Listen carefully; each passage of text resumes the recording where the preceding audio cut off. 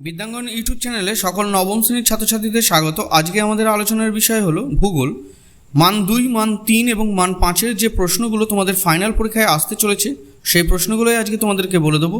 তো নবম শ্রেণীর প্রশ্ন সাধারণত স্কুল ভিত্তিক প্রশ্ন হয়ে থাকে, তাই তোমাদের বলবো ক্লাসে পড়ানো প্রশ্নগুলো কিন্তু তোমরা অবশ্যই মন দিয়ে পড়বে এবং তার বাইরেও কিছু কিছু প্রশ্ন তোমাদের পড়তে হবে। সেই প্রশ্নগুলোই আজকে আমি তোমাদেরকে এই ভিডিওর মাধ্যমে বলে দিয়েছি। তোমরা ভিডিওটি প্রথম থেকে শেষ পর্যন্ত দেখো। এখানে যে প্রশ্নগুলো দেখিয়ে দিয়েছি সেই প্রশ্নগুলো প্রত্যেকটা প্রশ্ন কিন্তু অধ্যায় ভিত্তিক প্রশ্ন। তোমরা এই প্রশ্নের ফ্রি পিডিএফটি ডেসক্রিপশন বক্স থেকে তোমরা ডাউনলোড করে নেবে এবং ডাউনলোড করতে গেলে তোমাদের একটি পাসওয়ার্ড দরকার হবে। সেই পাসওয়ার্ডটা কিন্তু ভিডিওর কোথাও বলে দেওয়া হয়েছে। এখানে যে প্রশ্নগুলো তোমাদের বলেছি তোমরা কিন্তু 100% ফাইনাল পরীক্ষায় কিন্তু এই প্রশ্নগুলো থেকেই কমন পাবে। তোমরা গৃহশিক্ষককে দেখাও এই পিডিএফটি ডাউনলোড করে যে এই প্রশ্নগুলো গুরুত্বপূর্ণ কিনা। 2024-এ যারা যারা ফাইনাল পরীক্ষা দিচ্ছ নবম শ্রেণীর, তা তোমাদের বলবো এই প্রশ্নগুলো বাড়িতে ভালো করে প্র্যাকটিস করো। এখান থেকে কিন্তু অনেক প্রশ্ন তোমরা কমন পাবে। তা চ্যানেলে নতুন হয়ে থাকলে চ্যানেলটিকে সাবস্ক্রাইব করো এবং নোটিফিকেশনের বেল আইকনটিকে অন করে দাও এইরকম ধরনের নিত্য নতুন ভিডিও এবং সাজেশন সবার আগে পাওয়ার জন্য। তাহলে দেখে নাও যে সমস্ত প্রশ্ন আমি তোমাদের দেখিয়ে দিয়েছি। তাহলে দেখো, প্রথম অধ্যায় গ্রহরূপে পৃথিবী, বিভাগ গ না মান 2-এর যে প্রশ্নগুলো তোমাদের পড়তে হবে। 1 নম্বর প্রশ্ন, অন্তস্থ গ্রহ কাকে বলে? 2 নম্বর হচ্ছে বহিস্থ গ্রহ কাকে বলে? 3 নম্বর দিগন্ত রেখা কাকে বলে? 4 নম্বর পৃথিবীকে নীল গ্রহ বলে কেন? 5 নম্বর জিওট কি? 6 নম্বর পৃথিবীর নিরক্ষীয় অঞ্চলটি ফোলা কেন? 7 নম্বর জিওডেসি কি? বিভাগ ঘ থেকে মান 3-এর যে প্রশ্নগুলো তোমাদের পড়তে হবে। 1 নম্বর প্রশ্ন, এরাটোস্থেনিস পৃথিবীর পরিধি কিভাবে নির্ণয় করেন? 2 নম্বর বেডফোর্ড লেভেল পরীক্ষার সংক্ষিপ্ত ব্যাখ্যা দাও। 3 নম্বর কুলিন ও বামন গ্রহের 3টি পার্থক্য লেখো। তারপরে প্রশ্ন হচ্ছে বিভাগ উম থেকে মান 5-এর প্রশ্ন, না পৃথিবীর অভিগত গোলকের প্রমাণ দাও।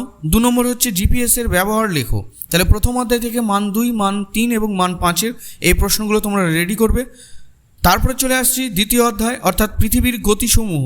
বিভাগ গ থেকে মান 2-এর যে প্রশ্নগুলো পড়তে হবে। প্রথম প্রশ্ন, রবি মার্ক কাকে বলে? 2 নম্বর হচ্ছে উষা ও গোধূলি কি? 3 নম্বর হচ্ছে কোরিওলিস বল কাকে বলে? 4 নম্বর হচ্ছে পৃথিবীতে আবর্তন না থাকলে কি হতো? 5 নম্বর হচ্ছে নিশ্চিত সূর্য বলতে কি বোঝো? 6 নম্বর নিউটনের মহাকর্ষ সূত্রটি লেখো এবং 7 নম্বর সূর্যের দৈনিক আপাত গতি কি? বিভাগ ঘ অর্থাৎ মান 3-এর যে প্রশ্নগুলো তোমাদের পড়তে হবে, না পৃথিবীর আবর্তন বেগ সব জায়গায় সমান নয় কেন? 2 নম্বর মেরু প্রবাহ কি? কিভাবে সৃষ্টি হয়? পৃথিবীর আবর্তন আমরা অনুভব করি না কেন? 4 নম্বর বিজ্ঞানীরা ডিসেম্বর মাসে আন্টার্কটিকা অভিযানে যান কেন? তাহলে মান 3-এর এই প্রশ্নগুলো পড়বে। এবার চলে আসছি বিভাগ উম অর্থাৎ মান 5-এর যে প্রশ্নগুলো পড়তে হবে এই অধ্যায় থেকে, না পৃথিবীর আবর্তন গতির ফলাফল উল্লেখ করো। 2 নম্বর হচ্ছে চিত্র একে অপুসুর ও অনুসুর অবস্থান বোঝাও ও ফলাফল লেখো। তাহলে তোমাদের এই অধ্যায় থেকে মান 2, মান 3 এবং মান 5-এর যে প্রশ্নগুলো পড়তে হবে সেগুলো বলে দিলাম। এবার চলে আসছি তৃতীয় অধ্যায়, অর্থাৎ পৃথিবী পৃষ্ঠে কোন স্থানের অবস্থান নির্ণয়। বিভাগ গ-এর যে প্রশ্নগুলো পড়তে হবে মান 2-এর। 1 নম্বর প্রশ্ন, নিরক্ষরেখা মহাবৃত্ত কেন? 2 নম্বর হচ্ছে স্থানীয় সময় কাকে বলে? 3 নম্বর প্রমাণ সময় কি? 4 নম্বর নিরক্ষরেখাকে বিষুবরেখা বলে কেন? 5 নম্বর জিএমটি কি? 6 নম্বর মূল মধ্যরেখা কাকে বলে? পরের প্রশ্ন, ভূজলক কাকে বলে? 8 নম্বর ক্রোনোমিটার কি? 9 নম্বর অক্ষরেখার সাহায্যে পৃথিবীকে কী কী তাপমণ্ডলে ভাগ করা যায়? 10 নম্বর আন্তর্জাতিক তারিখ রেখা কাকে বলে? 11 নম্বর কলকাতার দ্রাঘিমা 88 ডিগ্রি 30 মিনিট পূর্ব বলতে কী বোঝো? বিভাগ ঘ মান 3-এর প্রশ্ন, না অক্ষরেখা এবং দ্রাঘিমা রেখার পার্থক্য লেখো। এখানে 3 নম্বর রয়েছে, তোমরা এখানে মোটামুটি 5টা পার্থক্য লিখলেই হবে। 2 নম্বর হচ্ছে চিত্রসহ প্রতিপাদ্য স্থান কীভাবে নির্ণয় করা হয় তা ব্যাখ্যা করো। 3 নম্বর 180 ডিগ্রি দ্রাঘিমাকে আন্তর্জাতিক তারিখ রেখা ধরা হয় কেন? এবার চলে আসছি পরের অধ্যায়, অর্থাৎ ভূমিরূপ গঠনকারী প্রক্রিয়া ও পৃথিবীর বিভিন্ন ভূমিরূপ। বিভাগ গ মান 2-এর যে প্রশ্নগুলো পড়বে। প্রথম প্রশ্ন, পাত সংস্থান তত্ত্বটি লেখো। 2 নম্বর হচ্ছে অভিসারী পাত সীমানাকে ধ্বংসাত্মক পাত সীমানা বলে কেন? 3 নম্বর জিওক্লাইন কি? 4 নম্বর হটস্পট কাকে বলে? 5 নম্বর পিডমন্ট মালভূমি কি? 6 নম্বর ইনসেলবার্জ কাকে বলে?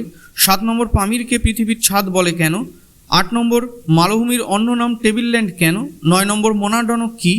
10 নম্বর লোয়েস সমভূমি কাকে বলে? পরের বিভাগ অর্থাৎ বিভাগ ঘ মান 3-এর যে প্রশ্নগুলো তোমরা পড়বে। 1 নম্বর প্রশ্ন, ময়ীভাবক ও গিরিজনীয় আলোড়নের মধ্যে পার্থক্য লেখো। 2 নম্বর হচ্ছে আগ্নেয় পর্বত ও ক্ষয়জাত পর্বতের মধ্যে পার্থক্য লেখো। 3 নম্বর হচ্ছে পাত সীমানা কয় প্রকার ও কী কী? 4 নম্বর হচ্ছে সক্রিয়তা অনুযায়ী আগ্নেয়গিরি শ্রেণীবিভাগ করো। 5 নম্বর হচ্ছে ছোটনাগপুর মালভূমিকে ভারতের খনিজ ভাণ্ডার বলা হয় কেন? 6 নম্বর হোর্স্ট ও গ্রাবেনের উৎপত্তি কিভাবে হয়? 7 নম্বর হচ্ছে ভঙ্গিল পার্বত্য অঞ্চলে প্রায় ভূমিকম্প হয় কেন? এবার বিভাগ উম অর্থাৎ মান 5-এর যে প্রশ্নগুলো তোমরা পড়বে। প্রথম প্রশ্ন, চিত্রসহ আগ্নেয় পর্বতের উৎপত্তি ব্যাখ্যা করো। 2 নম্বর হচ্ছে ভঙ্গিল পর্বতের বৈশিষ্ট্য লেখো। 3 নম্বর হচ্ছে মালভূমির শ্রেণীবিভাগ করো। চিত্রসহ যে কোনো এক প্রকার মালভূমির সৃষ্টির কারণ ব্যাখ্যা করো। তাহলে মান 5-এর এই প্রশ্নগুলো পড়বে। পরের অধ্যায় আবহবিকার অর্থাৎ বিভাগ গ মান 2-এর যে প্রশ্নগুলো তোমাদের পড়তে হবে না। প্রথম প্রশ্ন, নগ্নি ভবন কি? 2 নম্বর হচ্ছে স্বল্পমোচন কি? 3 নম্বর হচ্ছে কার্স্ট কি? 4 নম্বর হচ্ছে জল যোজন কাকে বলে? 5 নম্বর হচ্ছে আর্দ্র বিশ্লেষণ কি? 6 নম্বর হচ্ছে রেগোলিথ কি? 7 নম্বর হচ্ছে হিউমিফিকেশন কাকে বলে? 8 নম্বর হচ্ছে অ্যালুভিয়েশন কি? 9 নম্বর হচ্ছে শস্যাবর্তন কি? 10 নম্বর হচ্ছে ইলুভিয়েশন কি? তাহলে মান 2-এর যে প্রশ্নগুলো পড়তে হবে সেগুলো বলে দিলাম। এবার চলে আসছি মান 3-এর প্রশ্ন অর্থাৎ বিভাগ ঘ। প্রথম প্রশ্ন, আবহবিকার ও ক্ষয়ী ভবনের মধ্যে পার্থক্য কি? এখানে স্পেলিং মিস্টেক আছে। 2 নম্বর হচ্ছে স্বল্পমোচন ও ক্ষুদ্রকণা বিসরণের মধ্যে পার্থক্য লেখো। 3 নম্বর হচ্ছে শিলায় মরচে পড়ে কেন? 4 নম্বর রেগোলিথ থেকে মৃত্তিকা কিভাবে সৃষ্টি হয়? 5 নম্বর হচ্ছে মাটি ক্ষয়ের কারণগুলি কি কি? 6 নম্বর প্রস্তরচায়ের খণ্ডীকরণ প্রক্রিয়াটি লেখো। 7 নম্বর হচ্ছে নিরক্ষীয় অঞ্চলে রাসায়নিক আবহবিকার বেশি ঘটে কেন? বিভাগ উম মান 5-এর যে প্রশ্নগুলো পড়তে হবে সেগুলো হচ্ছে, প্রথম প্রশ্ন, রাসায়নিক আবহবিকারের প্রক্রিয়াগুলির নাম করো এবং যে কোনো 3টি প্রক্রিয়া সম্পর্কে লেখো। 2 নম্বর হচ্ছে আবহবিকারের ফলাফল আলোচনা করো। পরের অধ্যায়ে চলে আসছি দুর্যোগ ও বিপর্যয়। বিভাগ গ এর অর্থাৎ মান 2-এর যে প্রশ্নগুলো তোমরা পড়বে, মানুষের তৈরি দুর্যোগগুলির নাম লেখো। 2 নম্বর হচ্ছে বিপর্যয় কি? 3 নম্বর ভূমিধস কি? 4 নম্বর সুনামি কি? 5 নম্বর হচ্ছে হিমানি সম্প্রপাত কি? 6 নম্বর হচ্ছে টর্নেডো কি? 7 নম্বর হচ্ছে দাবানল কি? 8 নম্বর হচ্ছে মেঘভাঙ্গা বৃষ্টি কাকে বলে? 9 নম্বর হচ্ছে ব্লিজার্ড কি? 10 নম্বর উত্তরবঙ্গে বেশি বন্যা হয় কেন? 11 নম্বর প্রাকৃতিক দুর্যোগ কি? বিভাগ ঘ থেকে মান 3-এর যে প্রশ্নগুলো তোমাদের পড়তে হবে না। প্রথম প্রশ্ন, দুর্যোগ ও বিপর্যয়ের পার্থক্য লেখো। হরপা বান কাকে বলে? হরপা বান সৃষ্টির কারণ লেখো।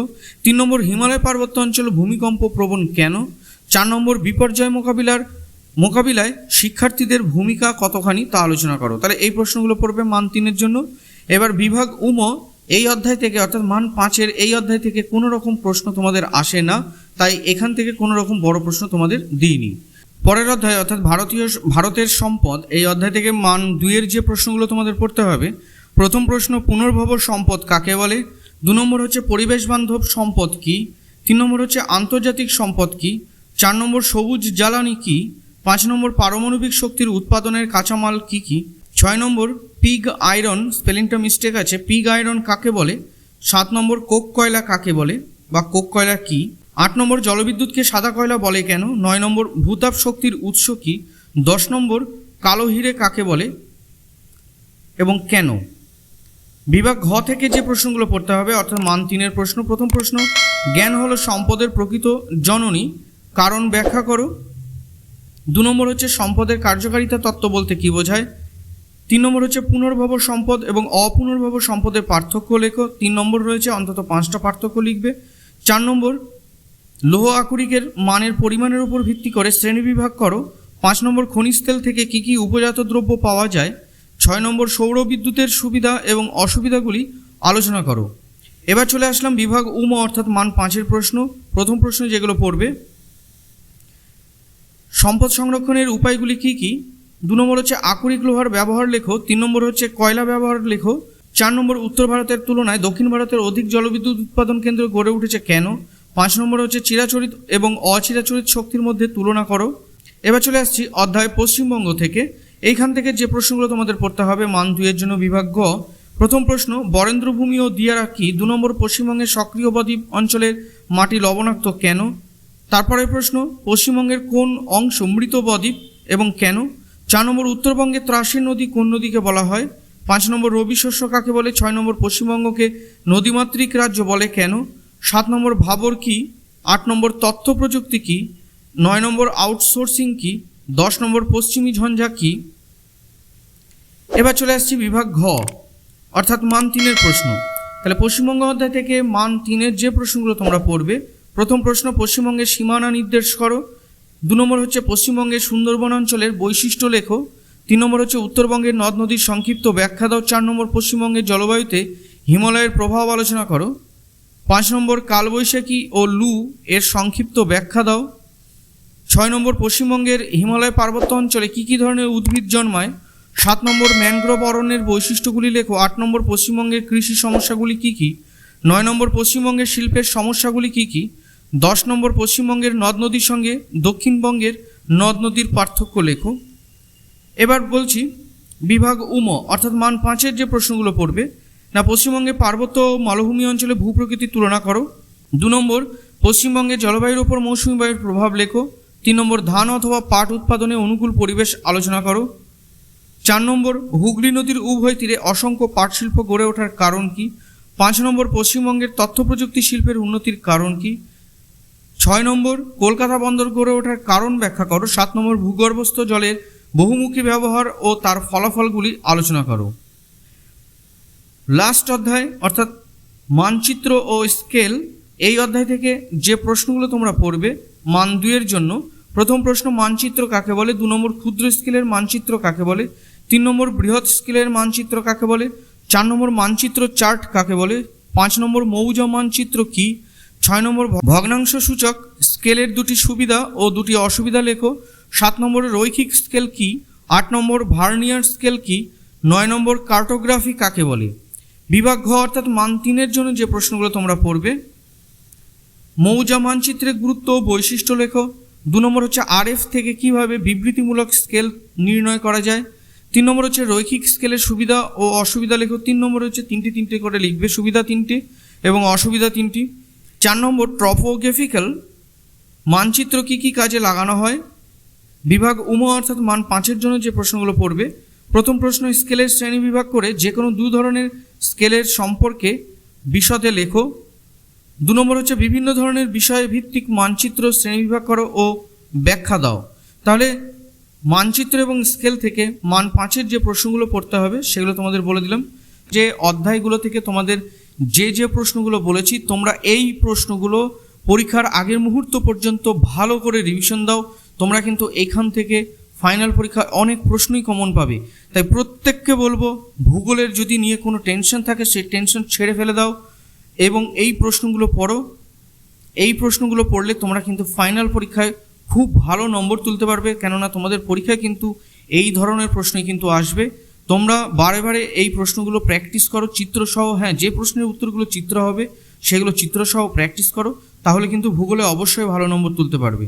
তাহলে প্রত্যেকে ভালো থাকো। পরবর্তী ভিডিওতে আবার তোমাদের সাথে দেখা হচ্ছে।